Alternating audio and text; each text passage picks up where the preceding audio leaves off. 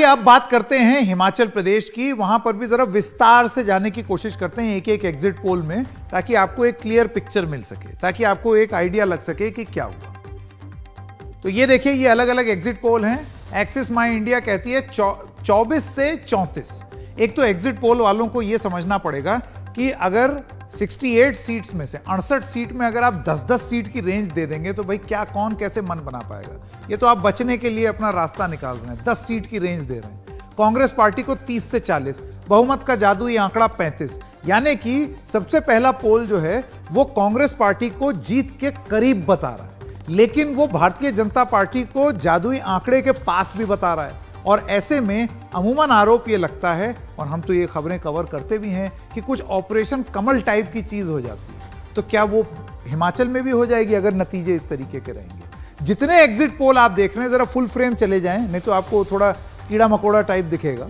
हाँ, तो ABP news सी voter कहता है 33 से 41 और कांग्रेस को 24 से 32, यानी कि बीजेपी के फेवर में। मैट्रीज 35 से 40 दे रहा है भारतीय जनता पार्टी को, 26 से 31 कांग्रेस को, यानी कि बीजेपी के फेवर में।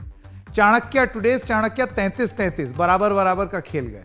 और जन की बात ने 32 से 40 दे दिया है बीजेपी को और 27 से 34, यानी कि 2-1 एग्जिट पोल अगर आप छोड़ दें। एक खास तौर से एक एग्जिट पोल है एक्सिस माई इंडिया, जो कि ये बखान करते हैं अपना कि वो बड़े सटीक रहे हैं।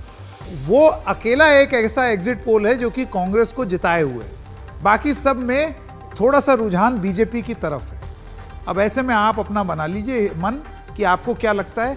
कुछ ही दिनों की बात है, उसके बाद तो फिर नतीजे आ जाएंगे और फिर हम ये विश्लेषण करेंगे कि एग्जिट पोल कितने सही थे और कितने गलत।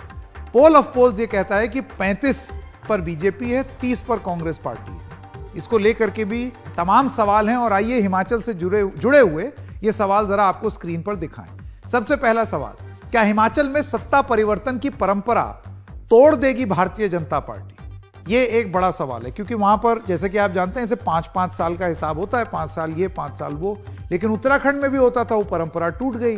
तो क्या हिमाचल में भी वो परंपरा टूटेगी?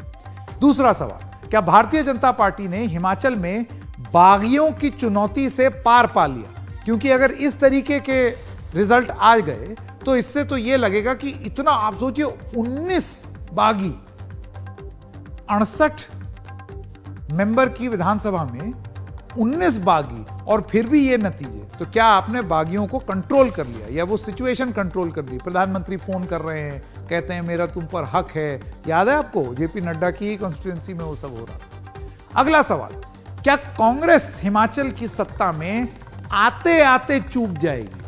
ना वहां पर कोई बड़े नेता की रैली हुई, प्रियंका गांधी ने जरूर की, राहुल गांधी नहीं गए, वो अपना भारत जोड़ो कर रहे थे। ऐसे में जो एक मोमेंटम बन सकता था, आप सोचिए हर जो एग्जिट पोल है वो कांग्रेस को लगभग जीता हुआ दिखा रहा है, एक को छोड़।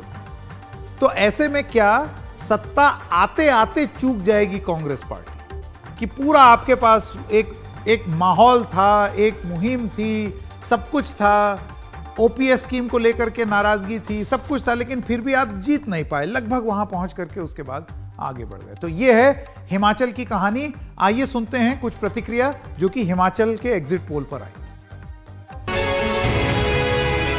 भारतीय जनता पार्टी सरकार बनाने जा रही है, बहुमत में भारतीय जनता पार्टी उसमें आ रही है, चाहे वो वोट शेयर की बात है, चाहे वोट शेयर के अलावा जो सीट्स की बात। मेरा अपना मानना है, जो हमारी फील्ड की ग्राउंड की जानकारी है, उसके आधार पर हम 40 के आसपास लाएंगे, एक ऊपर एक दो ऊपर एक दो कम। लेकिन कुछ एक दो जगह ऐसा भी है जहां कांटे की टक्कर का जिक्र किया है, 1-2 सीट पर आगे पीछे ऐसी टक्कर बात नहीं।